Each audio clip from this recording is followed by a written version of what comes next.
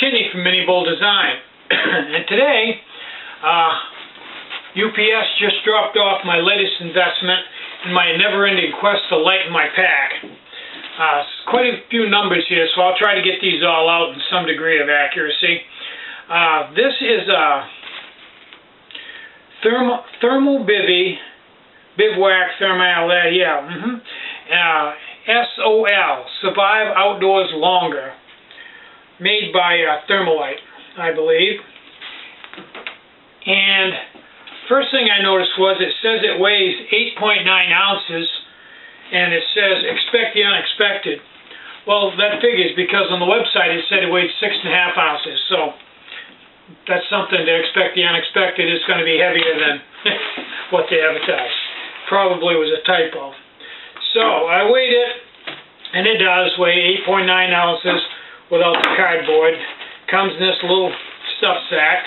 Now I had one of these a few years ago, and it was okay, but it wasn't really good.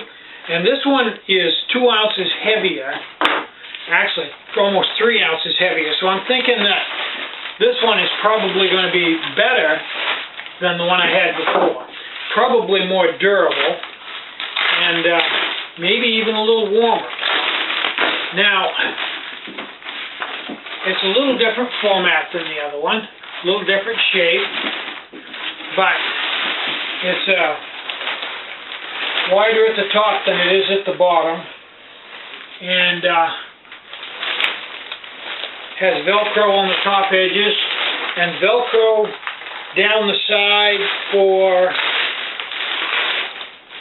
about maybe 1/3 of the way down. It's Velcro, like right here, right where my chin is. So, I'm going to take this out when I get a chance and pitch my hammock, which is another story, and climb in and see how it goes. Now, something else that I learned was, from using my hammock that I have pitched out on the porch all the time, last night when it got down cool, I climbed in there with with one of these reactor bags, Thermalite reactor bags, which is really, really lightweight stuff. It's not the silver thing, it's just like a really heavy pantyhose type thing, body sock. And it wasn't bad. It was around, I don't know, 60 degrees, and it wasn't bad at all. But like always, where the pressure points on my back hit on the hammock, it compressed everything down, my shirt and this bag and everything, and broke down the insulation. I had cold spots there. So what I did was, this is a regular Thermalite blanket. It's not a bivvy, it's just a blanket. You've probably seen these around. Orange on one side, got all kinds of good survival instructions on them. And they're silver, just like the bivvy. Orange on the other, on part of them, and then on the back there's this funny material, I don't know what it's called. It's kind of a warm feeling material. To make a long story short, I put that underneath me and tucked it up around me just so it was underneath me to break the wind and give me a thermal barrier. And boy, what a difference that made. It really warmed that hammock up. And this whole thing only weighs 6 ounces.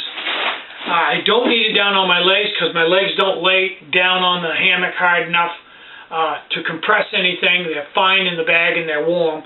So I'm going to cut this blanket in half probably. It'd be about 3 ounces, and put some really thin spectra cord on it and make it so that I can pitch it underneath me down below my buttocks and up above my shoulders, just to keep that area warm where I get the pressure points. And it'll be a good investment, 3-ounce investment. That and the bivvy, which is 9 ounces, all together, my whole sleeping system, including my underquilt, will be 12 ounces. That's pretty good. Now, the reason why I took my Montbell goose down bag out was, there was 2 reasons for that. One was, in a hammock, you've got that all the way around you, and the whole bottom side of it, you're compressing it, so that's just waste. You know, it's just wasted because it's compressed. So it's not very efficient from a weight point of view. It's hard to get in and out of in a hammock the way it's designed. and it weighs 1.5 pounds. And this weighs 9 ounces and will do the same thing as near as I can tell.